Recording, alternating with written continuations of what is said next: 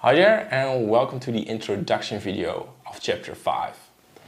I remember that I discovered this painting a while ago. It was dirty and it doesn't look really good.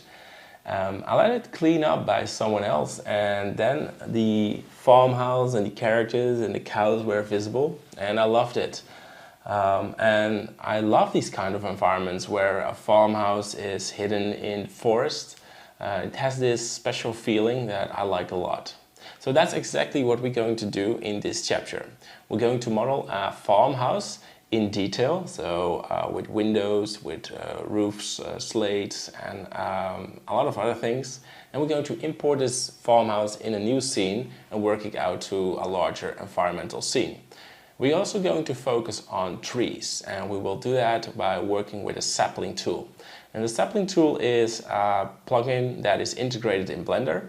It's a bit complicated, but I will guide you through it to make your unique looking trees. So farmhouse, environment, trees, a lot of things that will come your way in this chapter. But again, I will guide you step by step, so you will make a nice result. And if you have any questions, you know it, you just ask and we'll help you. Alright, see you in the next lecture. Bye bye.